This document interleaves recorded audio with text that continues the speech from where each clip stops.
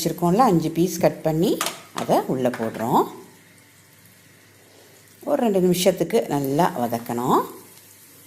பச்சை மிளகா 5 கீரி வச்சுருக்கோம், அதை உள்ளே போடணும். அதை நல்லா ஒரு வதக்கின உடனே பால் எடுத்து வச்சுருக்கோம்ல 1/2 டம்ளர், அதையும் உள்ளே ஊற்றணும். அது நல்லா ஒரு கொதி வந்த உடனே பெப்பர் பொடி 1/2 ஸ்பூன் எடுத்து வச்சுருக்கோம், அதை போடணும். சால்ட் கொஞ்சமாக ஒரு 1/4 ஸ்பூன் உள்ளே ஆட் பண்ணணும். நம்ம ஏற்கனவே மேரினேட் பண்ணதில் சால்ட் போட்டு வச்சுருக்கோம், அதனால் இதுக்கு தேவையான அளவு சால்ட்டு மட்டும் ஆட் பண்ணுங்கள். ஸோ இப்போ அந்த முந்திரி பருப்பு நல்லா பவுடர் பண்ணி வச்சுருக்கோம், 1 கப்பு. இதுதான் அதுக்கு மெயின் இன்க்ரீடியண்ட். அப்போ தான் நல்ல க்ரீமியாக வரும். ஸோ அதை நம்ம உள்ளே போட்டு நல்லா ஆட் பண்ணணும். நல்லா அது ஒரு கொதி வந்த உடனே சிக்கனை உள்ளே போட்டு நல்லா கலந்து விடணும். இது டைரக்ட்